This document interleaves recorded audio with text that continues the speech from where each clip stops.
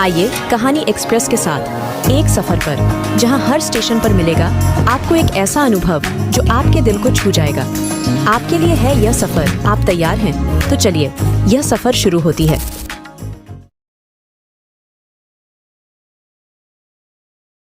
महिमा nursing home के बाहर रोज सुबह 5 बजे से ही नंबर लगाने के लिए लोगों की भीड़ उमड़ पड़ती है। आखिरकार पूरे जिले में एक ही तो स्त्री रोग विशेषज्ञ है, डॉक्टर सागरिका दास, जो कि इस नर्सिंग होम की मालिक हैं। सागरिका के पिता सागर दास मुंबई के एक बड़े बिजनेसमैन हैं। उन्हीं के सुझाव से सागरिका ने इस जिले में यह नर्सिंग होम खोला। वैसे सागरिका बहुत ही समझदार और अच्छी हैं। यह नर्सिंग होम उन्होंने अपनी मां महिमा के नाम पर 3 साल पहले ही खोला है। वैसे तो सागरिका दास मुंबई से है, लेकिन उन्हें समाज सेवा करनी थी और उनकी मां भी उत्तर प्रदेश से ही थी, तो इसीलिए जगदीशगंज जिले में आकर उन्होंने नर्सिंग होम खोल लिया, जिससे महिलाओं की समस्याओं का समाधान कर सके।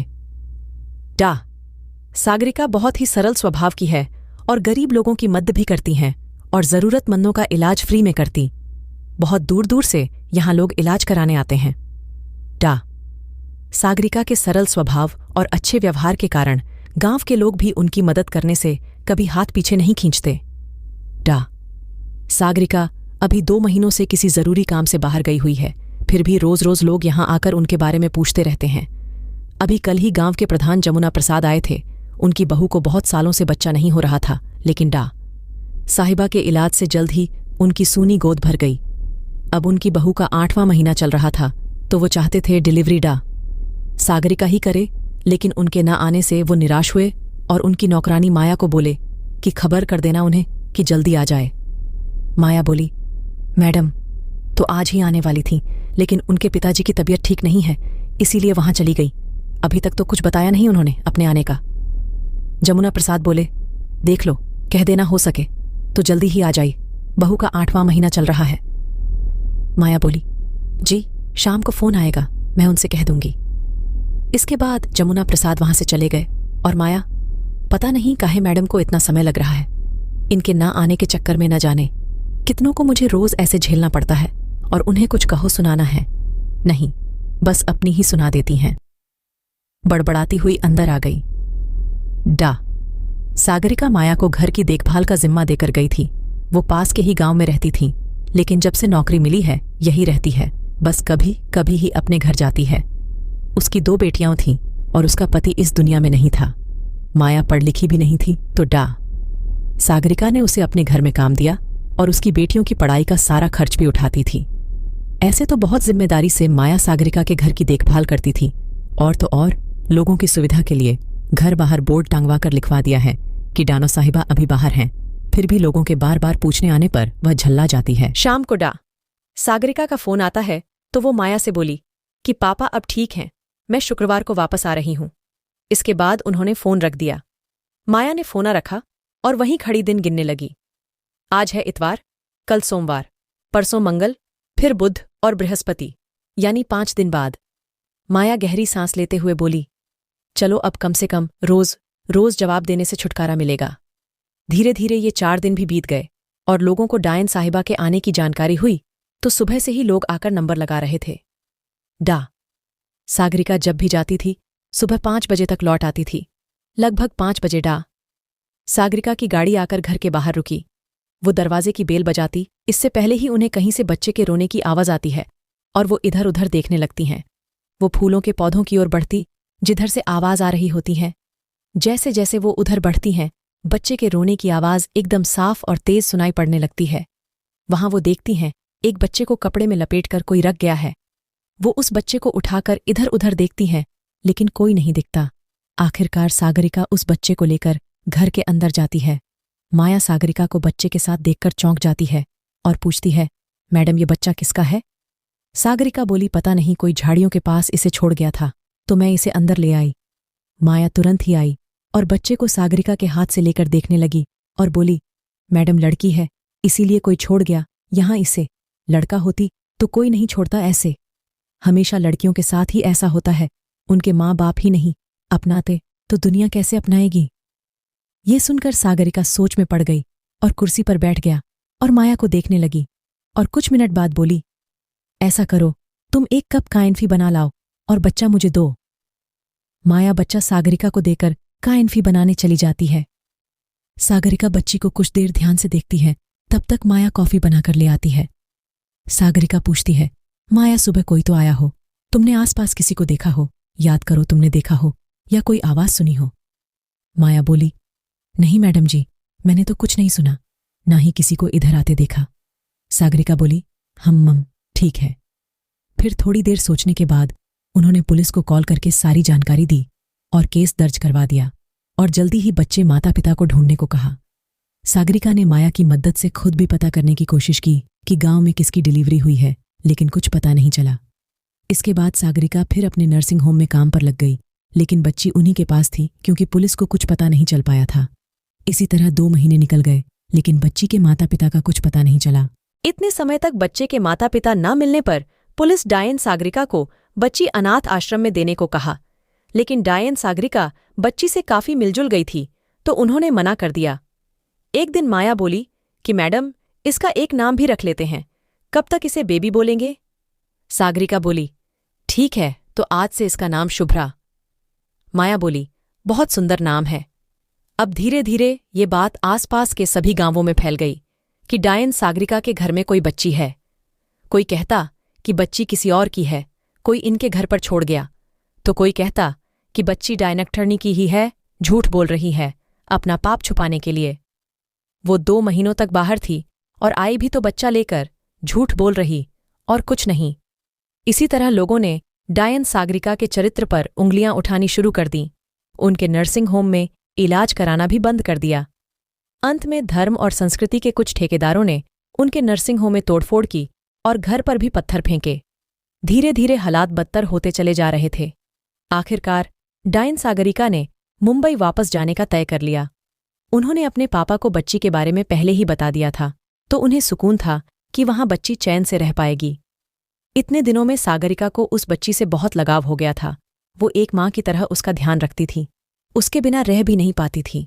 लेकिन इसी बीच मुंबई से फोन आया और पता चला कि उनके पिता सागर की अचानक मृत्यु हो गई है और डायन सागरिका मुंबई के लिए 2 दिन बाद जाने वाली थी, लेकिन तुरंत शुभ्रा के साथ निकल गई। माया को नर्सिंग होम के स्टाफ की सामान समेटने में मदद करने को बोलकर वो हमेशा के लिए ये गांव छोड़कर चली गई। डायन सागरिका मुंबई पहुंची तो वहां उनके सारे रिश्तेदार इकट्ठा हो चुके थे। सागरिका को बच्चे के साथ देखकर सब आश्चर्यचकित थे, लेकिन उस वक्त किसी ने कुछ नहीं पूछा। उनके पिता के अंतिम संस्कार के बाद सब पूछने लगे तो सागरिका ने सारी कहानी बता दी, तो सबने कहा कि वो इसे अनाथ आश्रम में छोड़ दे। लेकिन सागरिका अब शुभ्रा से दूर नहीं सकती थी, तो उसने अनाथ आश्रम में उसे देने से साफ साफ मना कर दिया और उसे लीगल तरीके से गोद लेने का फैसला कर लिया।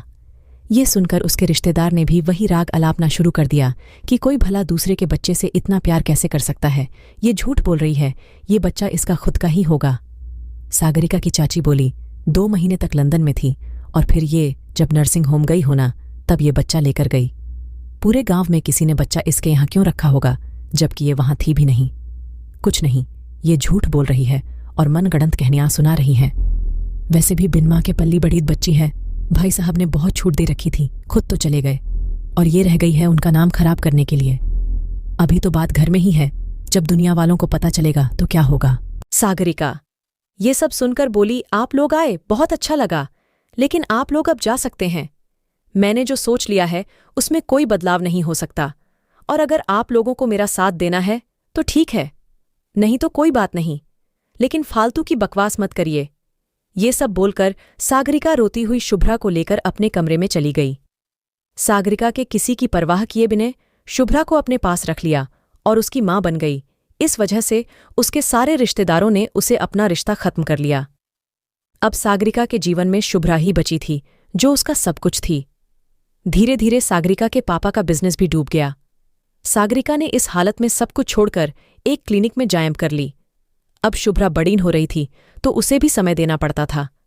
सागरिका अब शुभ्रा को देखकर ही हंसकर अपने सारे दुख भूल जाती थी। 8 महीने की शुभ्रा ने जब पहली बार उसे माँ कहा तो यह सुनकर उसकी आंखों में आंसू आ गए और उसने उसे उठाकर गले लगा लिया और बोली, हाँ बेटा, मैं ही तेरी माँ हूं। धीरे धीरे शुभ्रा बड़ी हो गई और स्कूल जाने लगी। सागरिका उसके माता पिता दोनों की जिम्मेदारी निभाने की पूरी कोशिश करती थी, लेकिन फिर भी शुभ्रा को पिता की कमी खलती थी। शुभ्रा दूसरे बच्चों के साथ उनके पिता को देखकर दुखी हो जाती है। साल में 1-2 बार माया सागरिका से मिलने आती थी। सागरिका हमेशा उससे यही पूछती थी कि शुभ्रा के माँ पिता का कुछ पता चला, लेकिन हर बार निराशा ही उसके हाथ लगती। जैसे जैसे शुभ्रा बड़ी हो रही थी, सागरिका के लिए परेशानी बढ़ती ही जा रही थी, क्योंकि शुभ्रा सागरिका से बार बार पूछती थी कि माँ, सबके पापा हैं तो मेरे क्यों नहीं हैं। क्योंकि शुभ्रा अभी बच्ची थी तो उसे समझाना आसान था, तो सागरिका उसे किसी तरह अपनी बातों में उलझाकर समझा देती थी।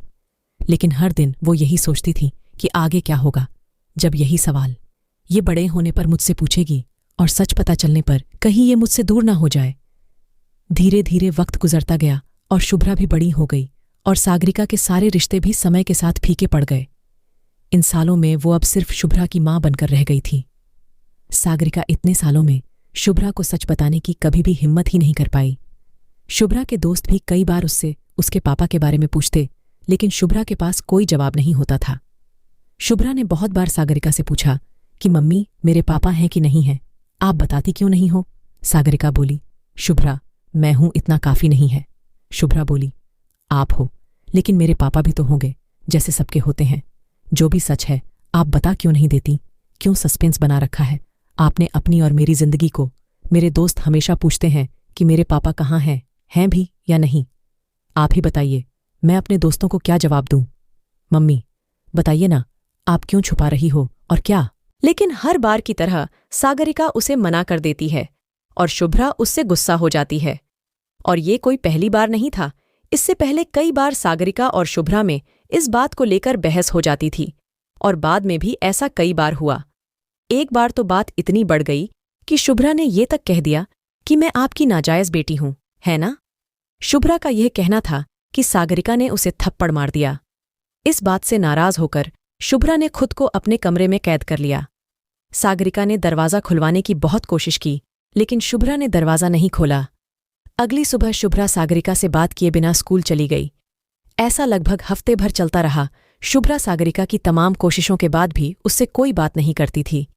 इस बात से सागरिका एकदम टूट गई और एक दिन उसे हार्ट अटैक आ गया। जब इस बात का पता शुभ्रा को चला तो स्कूल से भागकर हाई हॉस्पिटल आ गई। तब तक सागरिका को भी होश आ चुका था। शुभ्रा तुरंत जाकर उसके गले लगकर रोने लगी। इसके बाद सागरिका ने उसे शांत करवाया, लेकिन शुभ्रा सागरिका को बार बार साइनरी बोलती रही। जब सागरिका घर गई तो उसने शुभ्रा को बुलाकर उसने सारी बात बता दी। ये सब जानकर शुभ्रा दंग रह गई। उसने सागरिका को गले लगा लिया और बोली, मैंने आपसे कितनी बदतमीजी से बात की, कितना कुछ कहा, लेकिन आपने कभी मुझे कुछ नहीं कहा। हमेशा मुझसे प्यार से बात की, जबकि आप मेरी माँ नहीं हैं। ये सुनकर सागरिका बोली, दोबारा ऐसा बोलना भी मत। मैंने तुम्हें जन्म नहीं दिया, लेकिन मैंने तुम्हें हमेशा ही अपनी बेटी समझा है। और सागरिका ने शुभ्रा को गले लगा लिया। इसी तरह धीरे धीरे सागरिका और शुभ्रा ने हंसी खुशी 10 साल बिता लिए। आज शुभ्रा अपनी माँ सागरिका की तरह एक डायनेक्टर बन चुकी है। एक दिन सागरिका किसी मीटिंग के लिए हॉस्पिटल गई थी और वहां एक महिला उनसे टकरा गई। सागरिका साइनरी बोलकर आगे निकल गई कि उस महिला ने उन्हें पीछे बुलाई। डॉक्टर सागरिका। ये सुनकर सागरिका रुककर उसके नजदीक गई। उनको अपने नजदीक देखकर वह महिला बोली, आप जगदीशगंज उत्तर प्रदेश में नर्सिंग होम चलाती थीं। सागरिका ये सुनकर चौंक गई और बोली, जी, लेकिन आप कौन। वो महिला बोली, मैं कौमुदी वहीं पास के गांव में रहती हूं। सागरिका बोली, अच्छा, तो यहां कैसे। कौमुदी बोली, मुझे कैंसर है, यहां मेरा इलाज चल रहा है। मैंने आपको बहुत ढूंढा, लेकिन आपसे मिल नहीं पाई। सागरिका वहां से जाने लगी तो कौमुदी बोली, आपको एक बच्ची मिली थी आपके घर के बाहर। यह सुनकर सागरिका उसे आश्चर्य से देखने लगी और बोली, आपको पता है उसके बारे में कुछ। कौमुदी बोली, वो बच्ची अब कहाँ है, आपके पास है। सागरिका बोली, तुम क्यों जानना चाहती हो उसके बारे में। कौमुदी बोली, क्योंकि मैं। तब तक पीछे से शुभ्रा की आवाज आई, मम्मी, आप यहां आई और मुझसे मिले बिना ही वापस जा रही है।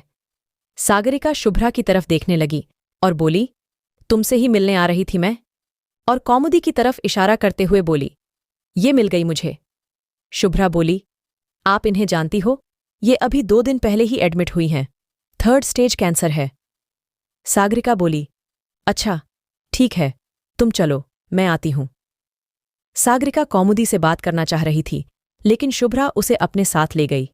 घर पर जाकर भी सागरिका के दिमाग में कौमुदी की कही गई वही बात चलती रही और याद करने की कोशिश करती रही कि कभी उसको देखा हो, लेकिन कुछ याद न आया। इसी कश्मकश में रात गुजर गई और अगले दिन सागरिका कौमुदी से मिलने गई। जब उसने कौमुदी से बात की तब पता चला कि वही उसे बच्ची की माँ थी जो सागरिका को मिली थी। कौमुदी ने बताया कि लड़की पैदा हुई थी, इसलिए मैंने और मेरे पति के डर से उसे वहां छोड़ दिया था, क्योंकि मेरे सब ने पहले ही कह दिया था कि अगर लड़की हुई तो वो उसे मार देंगे। ये सुनकर सागरिका के पैरों तले जमीन खिसक गई। फिर कौमुदी बोली, उसके बाद मुझे कभी बच्चा ही नहीं हुआ। तब से मैं अपनी बच्ची ढूंढ रही हूं, आपको ढूंढ रही हूं। मैं आपके नर्सिंग होम भी आई थी, लेकिन तब तक आपको गए हुए बहुत समय हो चुका था और माया भी उस गांव से जा चुकी थी। बताइए ना मैडम, मेरी बच्ची ठीक है ना? कहाँ है? मुझे उससे मिलवा दीजिए, बस एक बार। यह सुनकर सागरिका वहां से उठकर चली गई। उसे समझ नहीं आ रहा था कि इतने समय तक जब वो शुभ्रा के माता पिता को ढूंढ रही थी तब कुछ पता नहीं चला, और अब अचानक कैसे? सागरिका एकदम डर गई कि कहीं शुभ्रा को पता चल गया तो क्या होगा। सागरिका ने तय कर लिया कि शुभ्रा को वो कुछ नहीं बताएगी और ना ही कभी उस हॉस्पिटल में जाएगी। लेकिन 2 दिन बाद शुभ्रा कहने लगी कि कौमुदी जी आपके बारे में पूछ रही थीं। सागरिका ने 1-2 बार तो बात टाल दी कि बिजी हूं तुम्हारी शादी की तैयारियों में, लेकिन शुभ्रा बोली, एक बार मिल लो, वो दिन भर में जब मिलती हैं बस आपको ही बुलाती हैं। यह सुनकर सागरिका उससे मिलने जाती है और कौमुदी की हालत देखकर उसके बार बार पूछने पर उसे बता देती है कि शुभ्रा ही उसकी बेटी है। यह सुनकर कौमुदी और उसका पति शुभ्रा से मिलने को कहते हैं और यह भी कि उसे बता दे कि वो उसके माता पिता हैं। यह सुनकर सागरिका उन्हें बताती है कि 1 हफ्ते बाद शुभ्रा की शादी है और यह सब उसे बाद में बताना, तो वो लोग मानने को तैयार नहीं होते और कहते हैं हमारी बेटी है, उसे अपने असली माता पिता के बारे में पता तो चलना ही चाहिए। ये सुनकर सागरिका वहां से चली जाती है। 1 हफ्ते बाद एक तरफ जहां सागरिका की वरमाला होती है, वहीं दूसरी ओर कौमुदी और उसका पति मैरिज हाइनल पहुंच जाते हैं। सागरिका उन्हें देखकर समझ नहीं पाती क्या करे, क्योंकि ऐसे वक्त में शुभ्रा से बात करना भी सही नहीं। थोड़ी देर बाद जब कन्यादान के लिए उसे बुलाया जाता है तो कौमुदी और उसका पति आकर खड़े हो जाते हैं और कौमुदी कहती है कि शुभ्रा मेरी बेटी है, मैंने जन्म दिया है, इसको तो कन्यादान मैं करूंगी, सागरिका नहीं।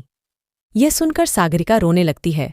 दूसरी तरफ कौमुदी और उसका पति शुभ्रा को समझाने और अपना हक जताने में लग जाते हैं। सागरिका ये सब देख वहीं जमीन पर बैठ जाती है। शुभ्रा की आंखें आंसुओं से भर जाती हैं और वो दौड़कर सागरिका के पास जाकर बैठ जाती हैं। शुभ्रा सागरिका का चेहरा अपनी तरफ कर उनके आंसू पोंछकर उन्हें उठाती है और उनका हाथ पकड़कर मंडप में ले जाकर खड़ाड़ कर देती है और कौमुदी की तरफ देखकर कहती हैं, ये हैं डॉक्टर सागरिका दास और मैं हूं शुभ्रा दास। मेरी माँ पिता दोनों यही हैं, इसके अलावा मैं किसी को नहीं जानती। इतने सालों तक जब इतनी मुश्किलों से इन्होंने मुझे पाला तो आप लोग कहाँ थे? सिर्फ पैदा करके फेंक दिया आपने मुझे, लेकिन मुझे माता पिता का प्यार और एक अच्छी परवरिश इन्होंने दी। मेरे लिए मेरी सब कुछ यही है, आप लोगों से मेरा कोई रिश्ता नहीं है। ये सुनकर सागरिका ने शुभ्रा को गले लगा लिया। शुभ्रा बोली, मम्मी रोना बंद करो, हमारे रिश्ते की डोर इतनी कमजोर नहीं कि कोई भी इसे तोड़ दे, समझी? और कन्यादान करो, आप देर हो रही है। इसके बाद सागरिका ने शुभ्रा का कन्यादान किया और उसकी शादी खुशी खुशी हो गई। दूसरी ओर कौमुदी को निराश होकर वहां से जाना पड़ा, उसे उसके कर्मों का फल मिल चुका था। पूरी वीडियो देखने के लिए आपका बहुत बहुत धन्यवाद। अगर आपको हमारी कहानियां पसंद आ रही हैं तो वीडियो को लाइक करें और हमें आपकी मदद की बहुत ज़रूरत है। हमारे चैनल में सब्सक्राइबर बहुत कम है, तो हमारे साथ जुड़िए, हमारे चैनल को सब्सक्राइब करिए।